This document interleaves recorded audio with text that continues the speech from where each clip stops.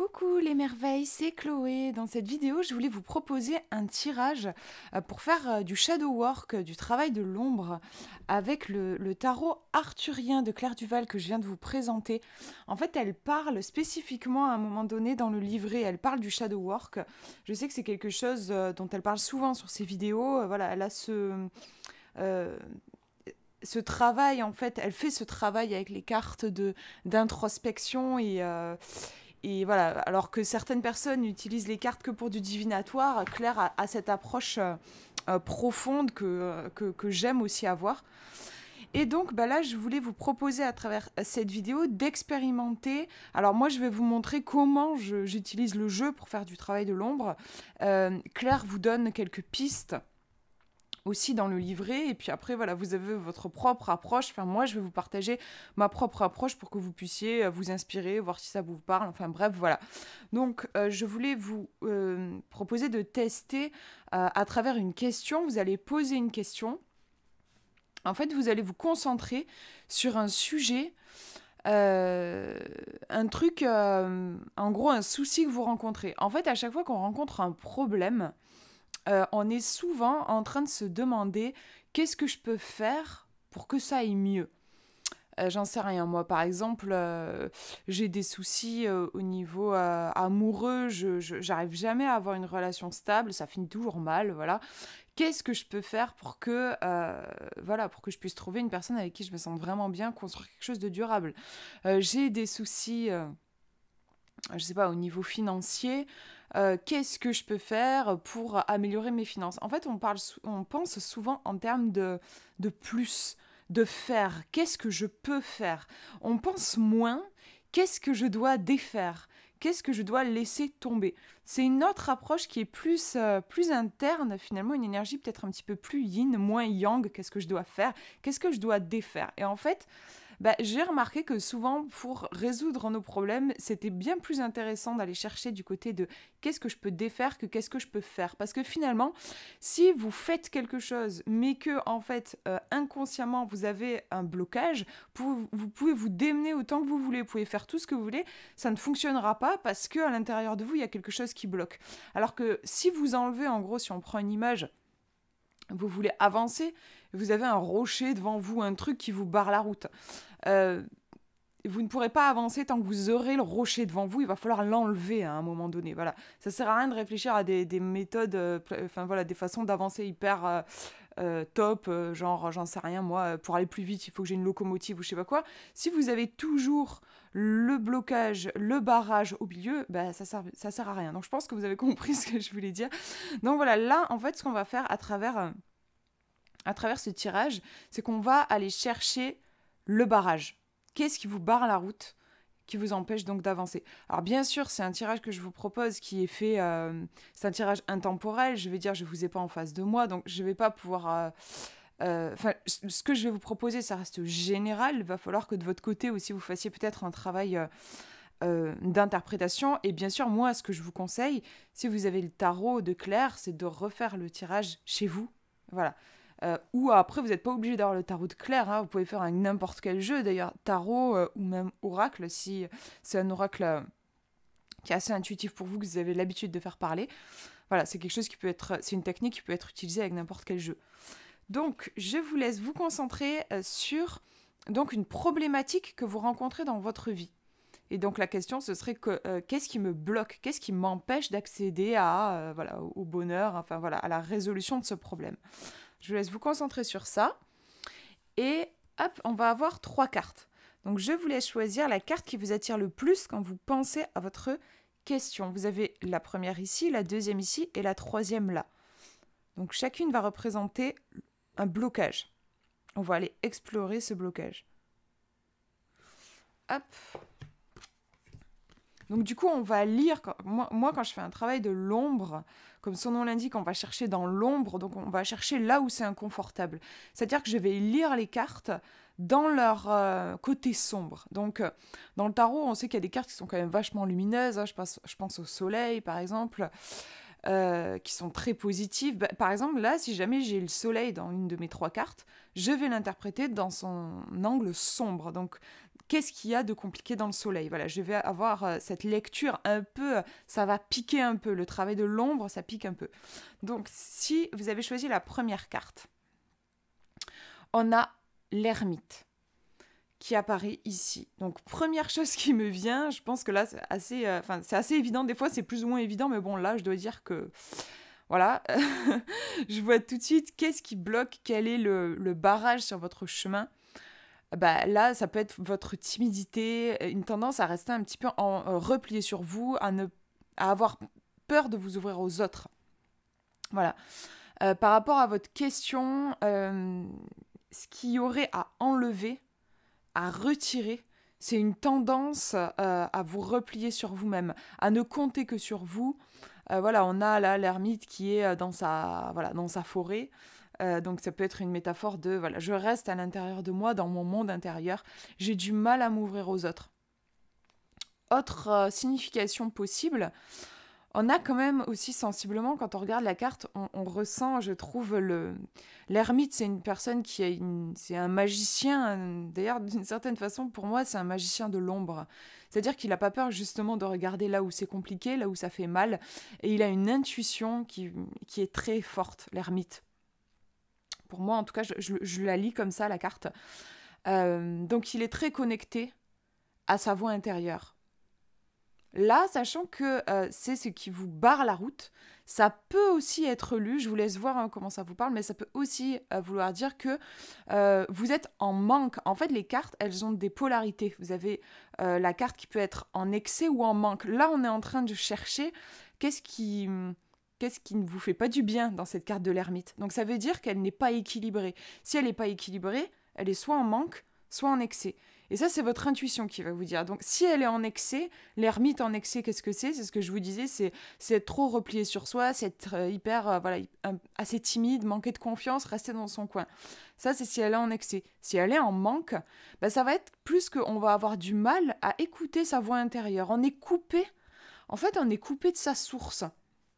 On est peut-être très occupé à essayer de contenter tout le monde, à écouter tout le monde. On va se perdre dans l'extérieur. On va faire plein de formations. Par exemple, si votre question elle est au niveau professionnel, voilà, je vais multiplier les formations, je vais faire plein de choses à l'extérieur, tout ça pour essayer de me donner une légitimité. Mais finalement, j'ai juste pas confiance en moi et je ne vais pas chercher ce qui est au plus profond de moi. Je vais chercher à l'extérieur. Je vais chercher une validation, je vais chercher une légitimité. Je vais être hyper à l'affût des réactions des gens.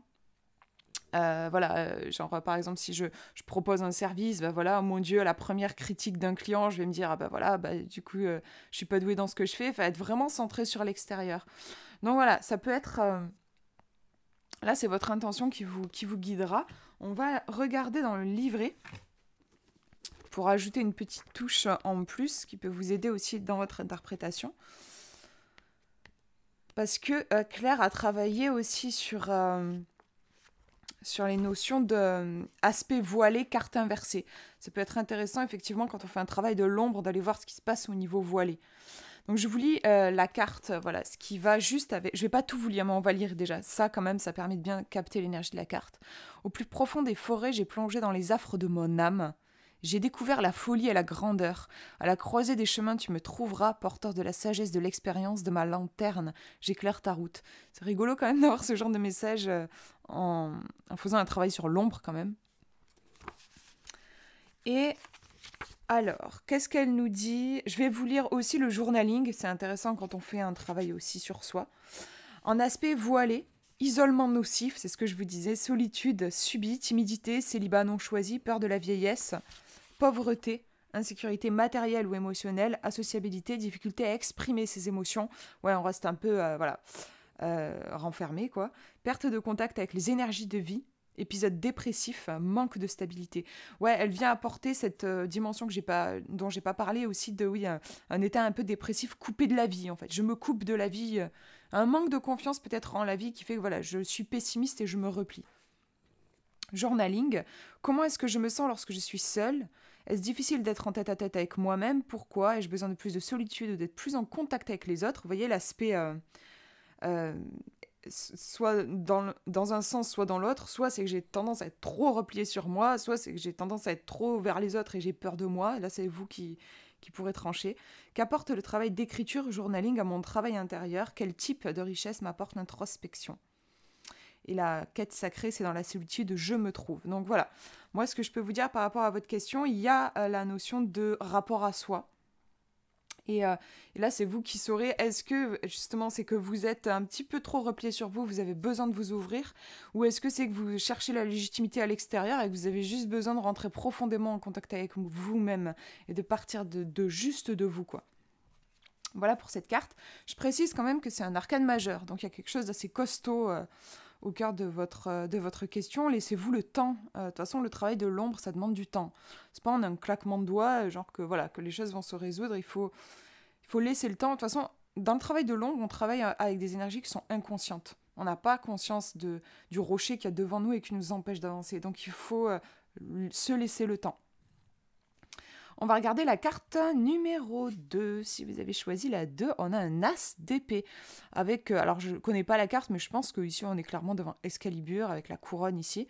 Donc l'épée que seul le roi va pouvoir retirer du rocher. L'as d'épée, on est sur beaucoup de potentiel parce qu'on est sur un as et on est sur la série des épées. Donc on est dans tout ce qui est de l'ordre des idées, de l'esprit. Là, donc, c'est marrant, c'est un rocher. Ça me fait rire parce que vous parlez du rocher qui est devant vous et qui vous empêche d'avancer. Il y a peut-être quelque chose qui se passe au niveau de votre raisonnement, comme on est dans la série des épées. Il y a peut-être, oui, quelque chose... peut-être ça peut être une croyance limitante. Genre, par exemple, j'estime que de toute façon... Jamais j'arriverai à retirer l'épée du rocher, quoi. Je veux dire, personne n'a réussi jusqu'ici. Pourquoi moi, j'y arriverai?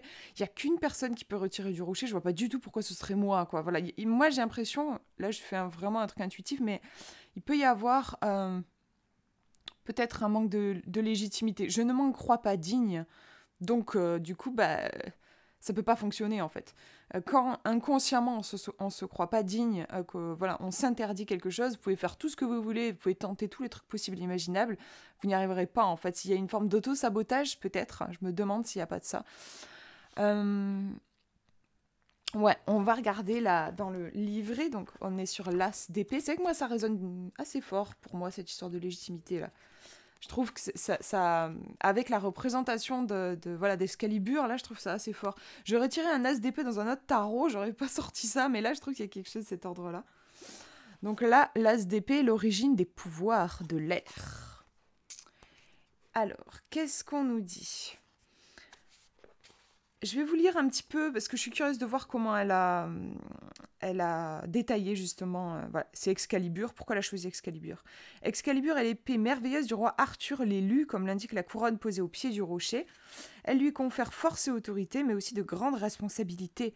Sauras-tu, lorsque le temps viendra, affirmer ton pouvoir et brandir l'épée de la vérité?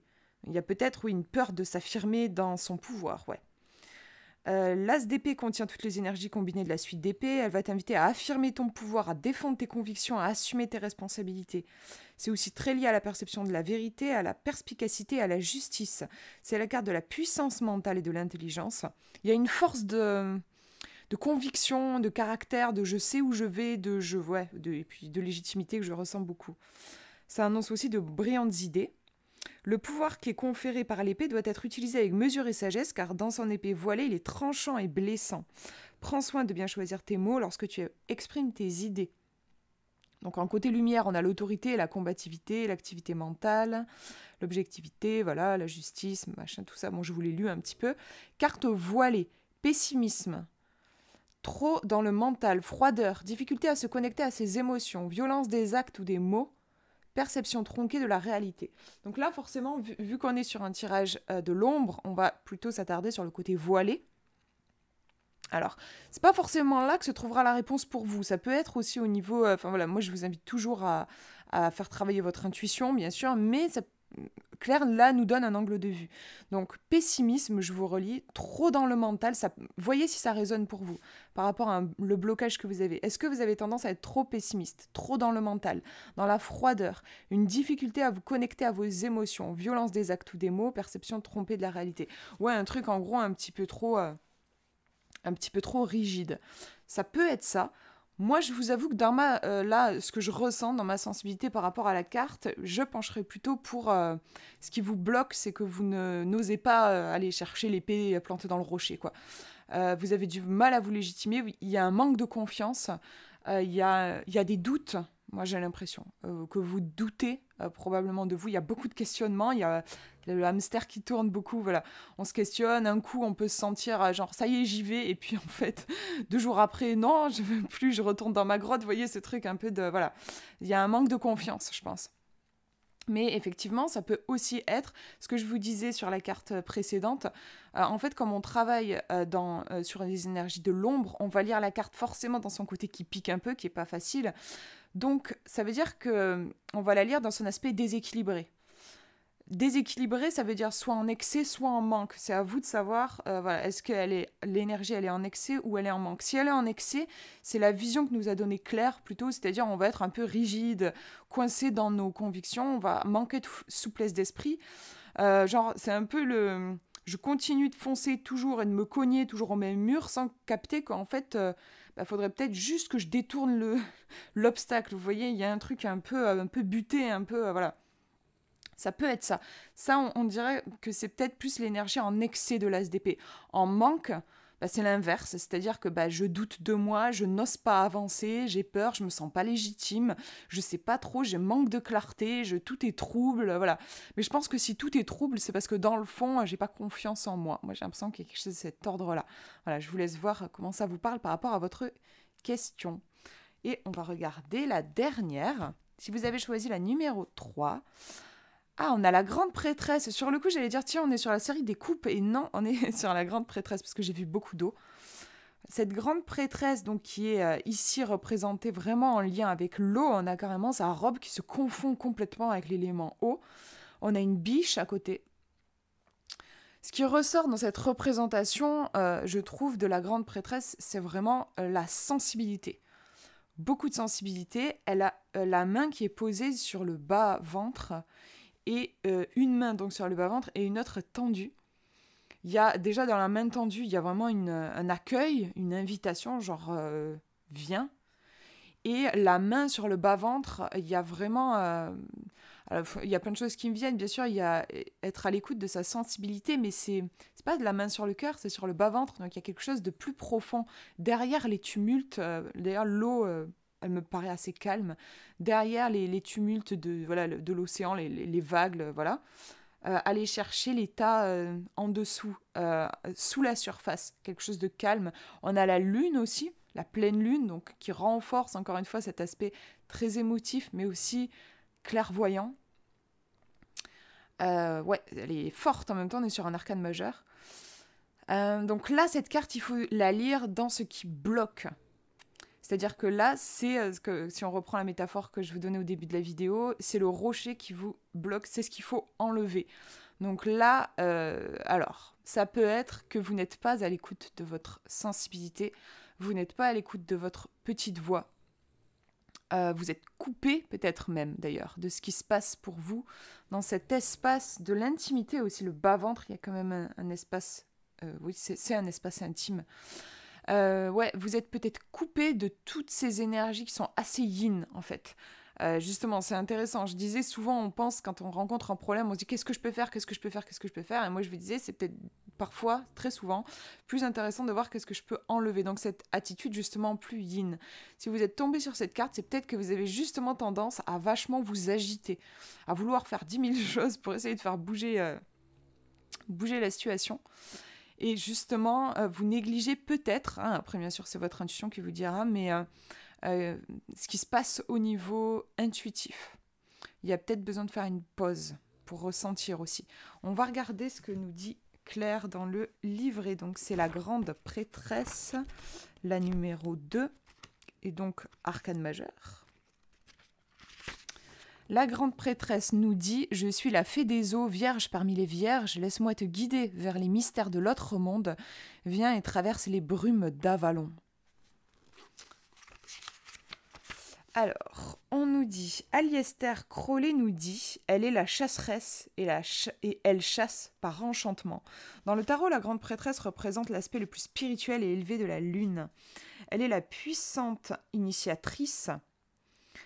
Je me suis perdue. La puissante initiatrice, la vérité derrière les voiles, celle qui a accès au mystère. Pour Aleister Crowley, elle est l'âme de la lumière et elle est représentée ici sous les traits de Viviane, la dame du lac, qui t'appelle pour te glisser dans les brumes d'Avalon. C'est une très belle carte qui t'invite à pénétrer dans ton monde intérieur, ouais, ça je l'avais bien senti, pour favoriser les contacts avec le mystérieux, avec ce qui est caché. Elle représente l'intuition, la connaissance et la compréhension des mystères de la vie. Elle incite souvent à suivre la petite voix, ouais, ça aussi j'avais bien senti, qui chuchote à ton oreille plutôt qu'à la raison.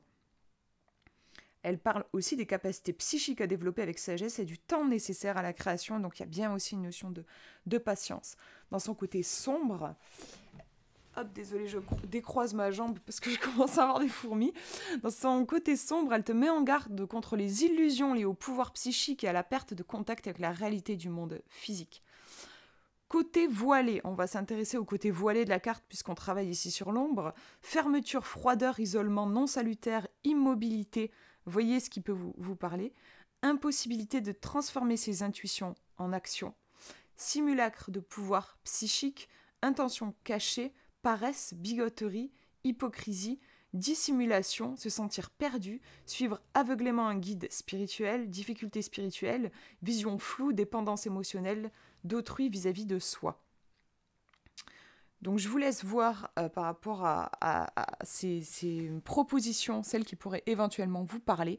Moi, ce que je retiens principalement, c'est que ce que nous partage Claire dans cette carte, c'est cet aspect... comment dire, un peu genre perte de contact avec la réalité. En fait, l'énergie en excès de la grande prêtresse, l'énergie en excès de cette carte, c'est un peu, oui, je me perds dans... je perds mon ancrage, quoi. Je me laisse un petit peu...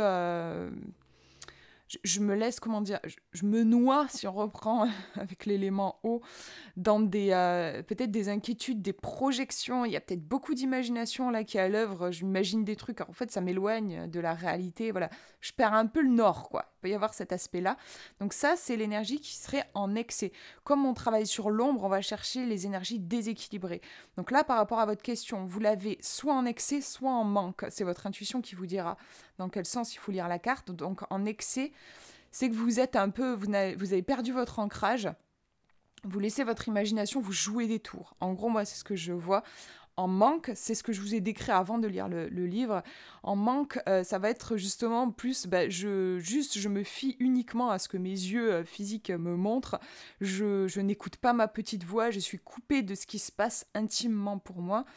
Je suis coupée de mes sensations. Je suis coupée de mes émotions. Je cherche beaucoup à l'extérieur ce qui en fait se trouve à l'intérieur de moi. Je suis plus dans l'action que dans la réflexion. Je suis plus dans l'impatience que dans la patience. Voilà. Moi, comme ça, intuitivement, j'ai tendance à aller plutôt vers cette signification-là, mais peut-être que c'est celle qui est décrite dans le livre qui vous parlera. Je vous laisse vraiment voir par rapport à votre situation, dans votre contexte. En général, on sait assez rapidement si on est dans l'excès ou si on est dans le manque de cette énergie-là. Voilà, donc je rappelle bien, c'est l'énergie qui vous bloque ici, hein, et qui est reliée à quelque chose d'intuitif, d'interne et aussi de spirituel. En fait, la grande prêtresse, elle nous parle de tout ce que nos yeux physiques ne voient pas. C'est, voilà, l'essentiel est invisible pour les yeux, on ne voit bien qu'avec le cœur, cette phrase que je vous casse dans quasiment toutes mes vidéos, mais que j'adore, et puis qui va tellement bien avec le monde de la divination, de toute façon. Donc voilà, cette carte nous parle de ça. Donc après, à vous de voir dans votre contexte comment vous pouvez... la faire parler. Voilà pour ce tirage. J'espère que ça vous aura donné quelques pistes déjà par rapport à votre question, bien sûr, mais aussi que ça vous aura donné envie de faire ce travail aussi avec vos propres cartes. C'est vraiment riche et profond à chaque fois. Les prises de conscience que ça permet. Voilà, je vous fais de gros bisous. Prenez bien soin de vous.